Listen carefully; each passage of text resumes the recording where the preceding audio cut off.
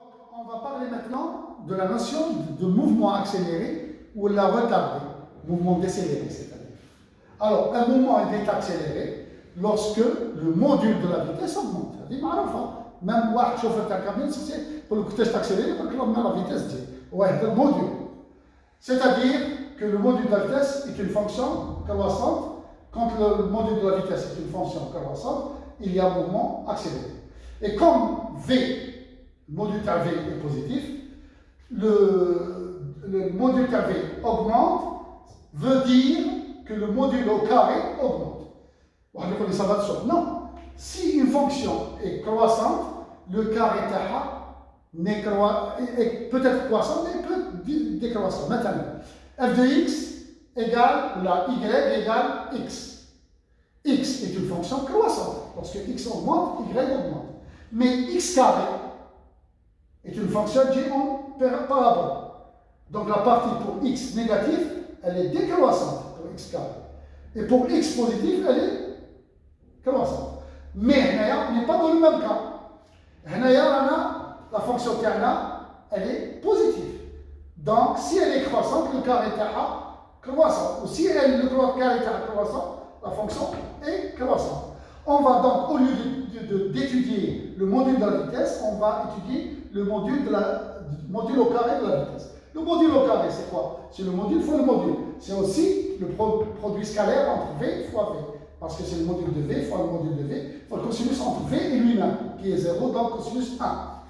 Donc, soit la fonction V carré, on va étudier. Si, pour étudier une fonction, on étudie le signe de la dérivée. Si la fonction est croissante, c'est que la dérivée est croissante. Cela veut dire, si, pour avoir le mouvement accéléré, si la dérivée du produit scalaire est positive, donc, la dérivée, c'est quoi? C'est la dérivée du premier fois le deuxième fois, plus le premier fois le deuxième. C'est donc 2 fois la dérivée de V sur D fois V. Et dérivée sur dt comme vecteur, c'est l'accélération. Donc c'est 2 fois produit scalaire entre A et V. Donc quand est-ce qu'il est positif? Si le mouvement est accéléré, donc le produit scalaire est un positif. Et pour qu'il soit positif, il faudrait que l'angle entre cosinus à l'angle soit positif. Pour que le cosinus soit positif, il faudrait que l'angle soit aigu. زاوية حادة. Donc, إذا كانت زاوية حادة بين la vitesse et l'accélération, eh bien le mouvement est accéléré. Le contraire est vrai. Si l'angle est aigu, et donc le mouvement, l'angle aigu entre V et l'accélération, le mouvement est dit décéléré. Bon, bien sûr, si on est en train d'étudier un mouvement rectiligne, le mouvement rectiligne, la vitesse ou l'accélération, soit l'angle binatum 0, soit 180. Donc, si ils sont du même signe, positif, positif, donc 0 l'angle binatum. Si négatif ou positif, l'angle binatum 180. Donc, on parle de signe. Si le mouvement est rectiligne, on étudie une valeur algébrique au lieu des vecteurs. Et donc, si A et V sont du même signe, le mouvement est accéléré. Et s'ils sont de signes opposés, le mouvement est retardé. Donc, il suffit de voir le signe de A de t fois V de t. Si A de t et V de t est supérieur à 0, physios positif ou la physios négatif, le mouvement est accéléré. Si physios est positif ou négatif, le mouvement est retardé. Attention, on peut avoir accélération positive, mouvement retardé, parce que la vitesse est négative. On va voir maintenant comment exploiter les graphes des fonctions espace en fonction du temps, ou la vitesse en fonction du temps, ou l'accélération en fonction du temps, sur un des axes, soit x, soit y, soit z. Par exemple, sur l'axe x' ou x. Alors, on commence par la courbe des espaces, c'est-à-dire des positions des abscisses x en fonction du temps. On a donné un graphe d'une forme quelconque, où il y a 3 phases. Alors, qu'est-ce qu'on doit remarquer?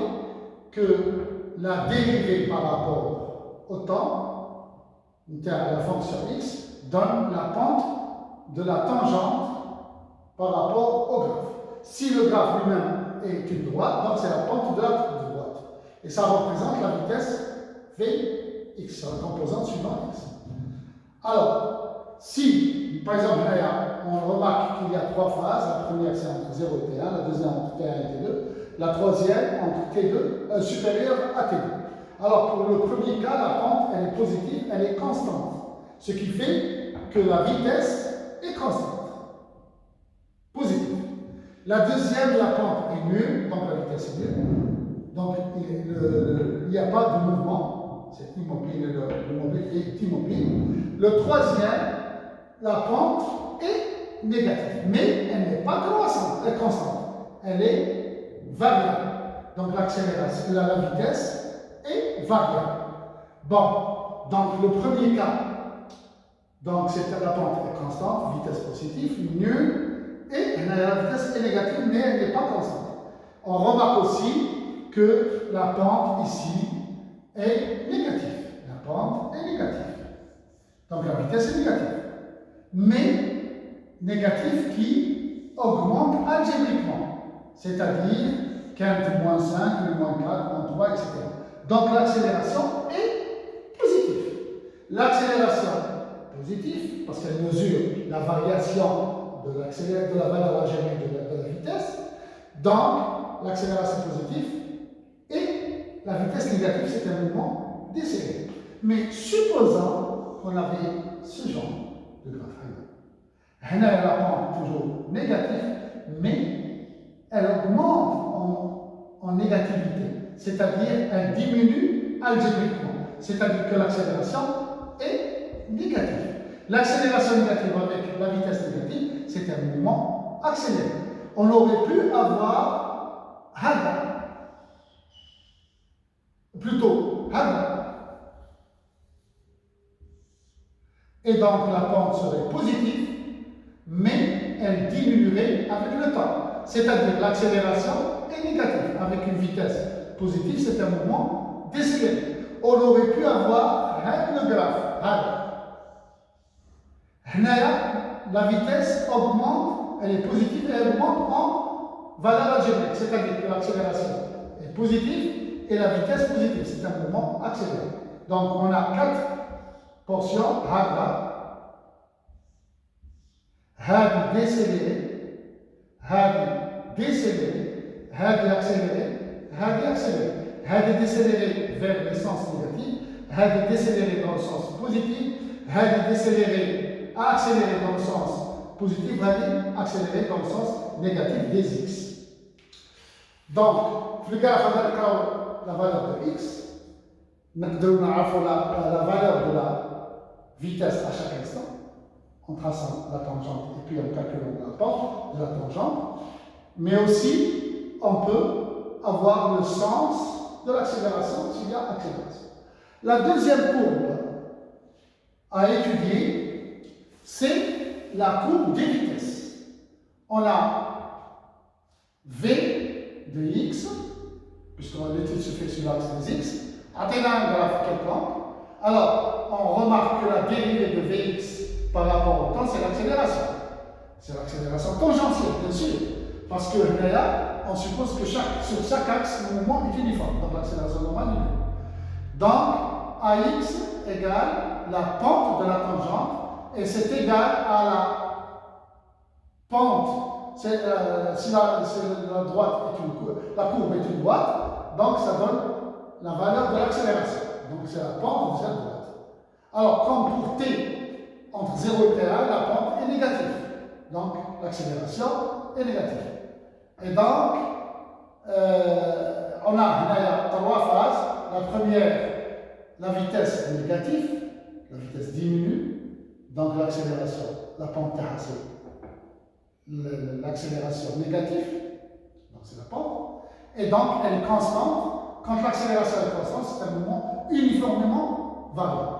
Et comme la vitesse est négative, positive, et l'accélération négative, c'est un mouvement décéléré, donc retardé, mouvement uniformément retardé.